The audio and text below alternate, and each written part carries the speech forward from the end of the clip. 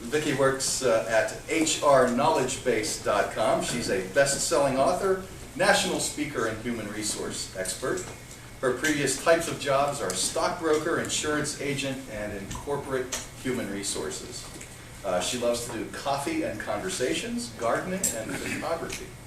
She lives a double life between living in Stroudsburg or East Stroudsburg and in Lewisburg, Pennsylvania. Her burning desire is to help you achieve what you dream of, but won't risk your heart to go after. And something no one knows about Victoria is she ran away from home at age 4. She got as far as the front door. I give you Victoria May. Thank you for that. So Ed said, you got to come up with a story. And I'm like, what story? When he said, think about when you were a kid. I was a young kid. So I got as far as the front door, and my mom came after me with a 4-foot bat kind of thing. And I'm like, okay, I got the drill. So I didn't get very far on running away. Here's the thing, and I just want to talk to you as a conversation. Ed gave me, can you hear me okay in the back, you guys? Okay. Ed gave me the topic. I'm like, what do you talk about? Because it's like, in a way, it's coming home and talking to people I've known for a long time. And what can I, what message can I give you that you haven't given to me to begin with? So I just wanted to tell some stories of what's happened in the last year. Maybe there's something that sticks and you can share with other people. So first of all, I woke up a couple months ago. For those of you who didn't know, late in July, I had hip replacement surgery. So what happened is, if you've ever had surgery, right, you're there with the morphine drip. That's like, what book?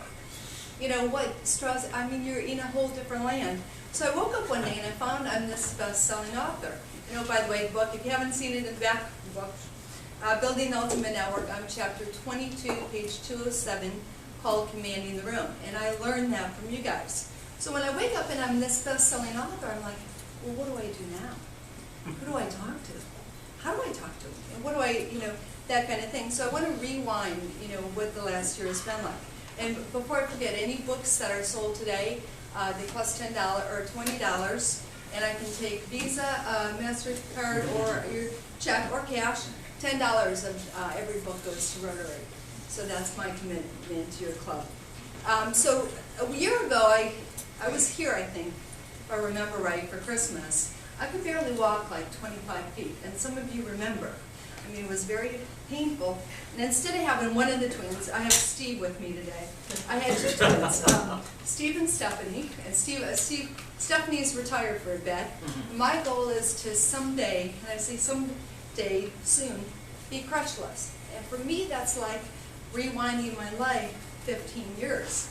And there, it takes a lot to, for any of you who've had surgery, you just know it's a lot of rehabilitation you have to go through. So last January, after that, I'm laying there, and literally sometimes laying there thinking, is this what life's going to be all about? All I can envision is like a little zippy curve to get around it. And that's what I saw as my future. And I knew that regardless of what happened, somehow I'd have the strength to get through it. But where that strength comes from is it comes from all of you guys. And about the same time this is happening, someone approached me with the idea of writing a chapter in the book. And they said, what we want you to contribute is we want you to contribute a story of how you've done what you've done. And I'm like, what do you mean, me? Because none of us think we have that impressive of stories. And so, of course, I agree. And I went to, what story am I going to tell? And it's about networking. And what we were asked as the networking experts in our field is to identify something that's above and beyond what you learn in business networking organizations like BNI or LaTip. So my conversation, my chapter was called Commanding the Room. How do you go in a room, and this is a perfect example. If I come into your room and I only know 2 or 3 of you, how do I make the most of the people I need to talk to? And when I look out there are certain of you that have energy. I don't know what else to call it, but I'm attracted to who you are. And I don't mean physical. Yeah, physical sometimes. What I mean but what I really mean is, what do you have going on that people want to come up and they want to talk to you? Because it's all about the conversations of life. As a writer, we look at the fact that we can create any world we want in the words we speak.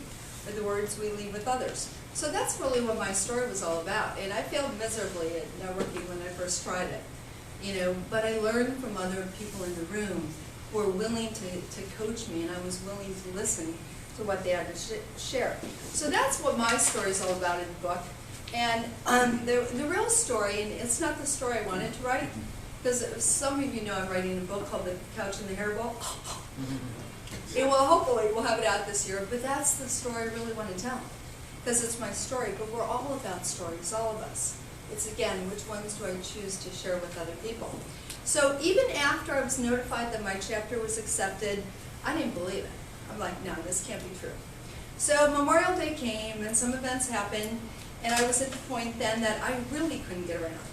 I mean, I had to stop doing some of my favorite things, like hanging out at the river with my friends, or going to our usual get-togethers, where we swap stories and laugh and do all the things we do on Memorial Day, because I couldn't do the basic, just getting around in life and walking. So on July 28th, the world changed. And somewhere between, like I said, the morphine drips, laying there in the hospital, thinking about what do I want the future to be, is really when things changed.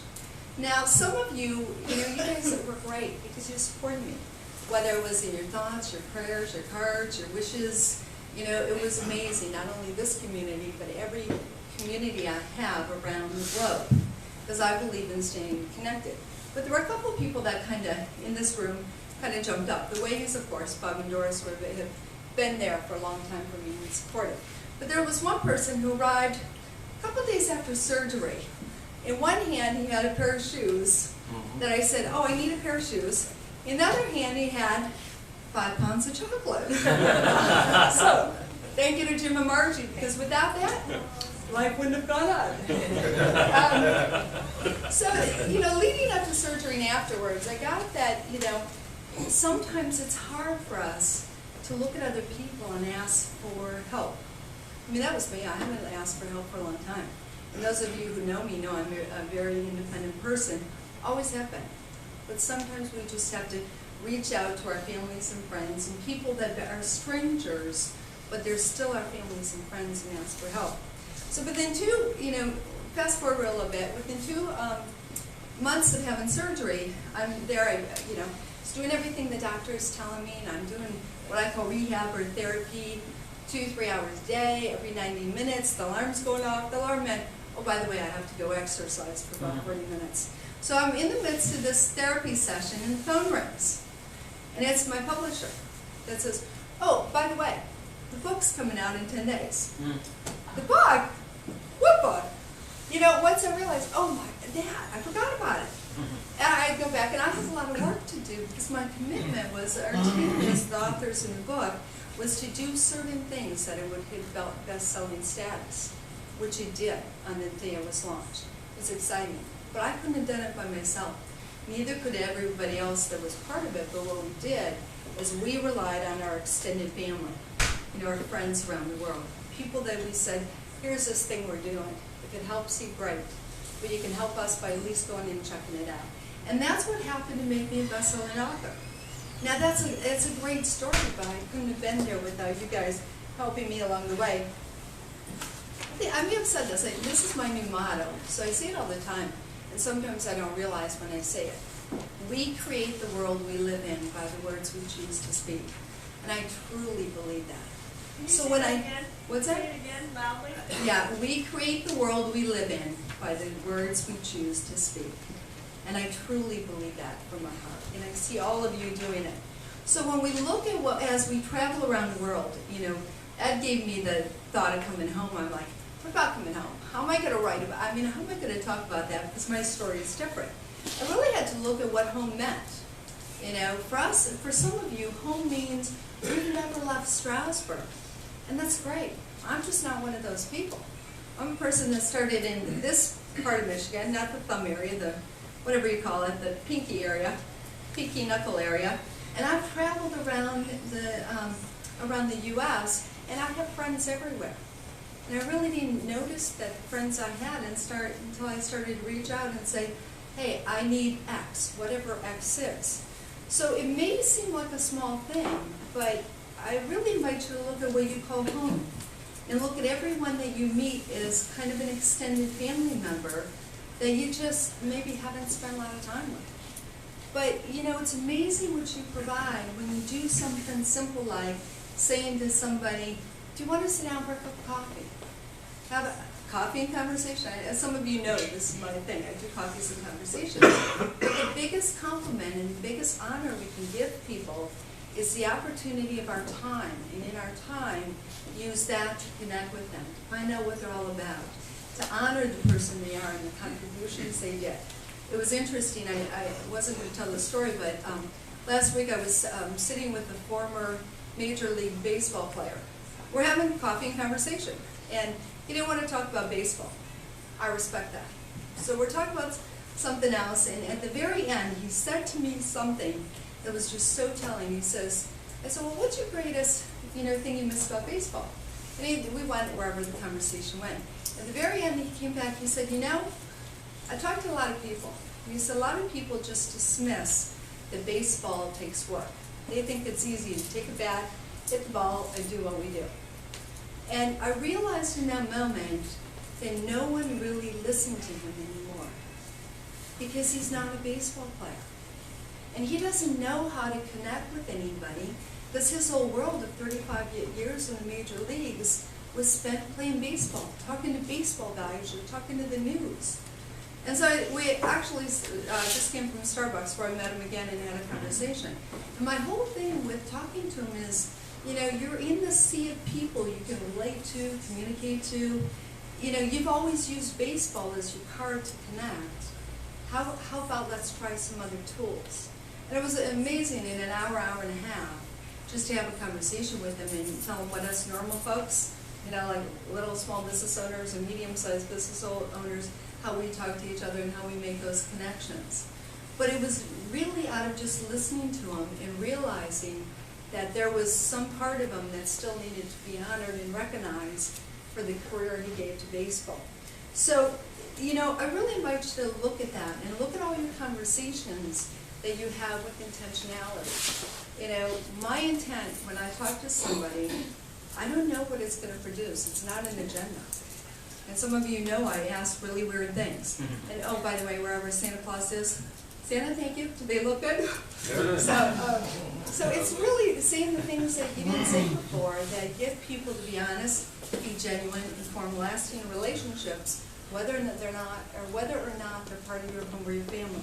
So as you complete the holiday season and start the new year, I want the places you go that you call home, wherever that may be, whether it's here, whether it's 10 miles away, whether it's 10,000 miles away, to be blessed with the presence of family and friends, wherever you are, both familiar ones and unfamiliar ones.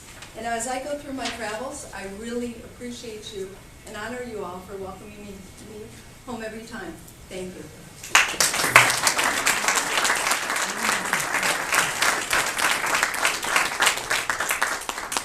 I do this, I'm told. Does anybody have questions or like to ask? Merry Christmas. Thank you very much. I have a question for you. Yes. Where have you been traveling to? Oh, where have I been traveling to? Primarily I've been traveling to Pennsylvania right now, Pennsylvania and Jersey. And what I realized after doing the book deal is, it takes a lot to promote a book, and a lot of things happen by connections. Me talking to someone, saying, can I come talk to your group or whatever. And people plan their calendars a year ahead. So I'm now working on traveling in the Midwest and booking those kind of things for first half of the year. Yeah. You have lots of coffees and conversations with people. What are some of the compelling one or two conversations you've had with folks? Oh, Give us a good story that you've heard along the way. A good story I've heard. It's amazing. Anyone who sits down and talks to me says they tell me things they never tell anybody else. So I can't tell you what, I can't necessarily come up with a story on point, but what I do is there's something about the way I ask people, questions that just produces these stories. And sorry I couldn't ask one for you. There's one I heard this from another friend, that we were talking about how do you, there's certain things like this baseball player, when I met him, of course he's used to using baseball as his entree, right? He looks at me, he says, do you like baseball? No. I said, I'm not lying to you. I do not follow baseball. I have my own baseball story, and I respect what you do, but that's just not something I can have a conversation there. But it was such a different conversation to be able to absolutely honest with them and say, no, I'm not a baseball fan. And we still had a great conversation. So I just look for having one or two questions wherever I come up with, and I've kind of developed them over time, and by now they come intuitive, and they produce their own stories. Thank you. Anybody else? Yeah. What inspired you to write the book? This one? You know, because that's a great question, because I have the real book I want published, The Couch and the Hairball. I know what it's going to take to get it published. And that's being known, and now in today's publishing world, no one's going to look at you unless you have a track record, unless you have social media following you, unless you have somewhere you've been published. I can go to any publisher and say, been published, here's my stuff, read it. So this to me was really conduit to the bigger picture of what I'm up to, which is other stories that really allow people to unleash what it is they're up to and have the conversations in life they want to have. Thank you for that. You want to take it? No. I have a question that's really from Holly and Leslie. Oh, okay. This former Major League Baseball player, Yeah. does he have friends who would like to make a contribution to our Thank you. No, thank you for asking. Please connect with me afterwards. He talked to me, no lie, he talked to me this morning about how does he get more involved with nonprofits. So absolutely. And you didn't invite him to Rotary? I did invite him to Rotary. I said I'm going to Rotary, and he's on his way to Connecticut to see his son. You know, but absolutely, see, I'm more than Tell happy him to we do love that. him. Thank you. Thank you.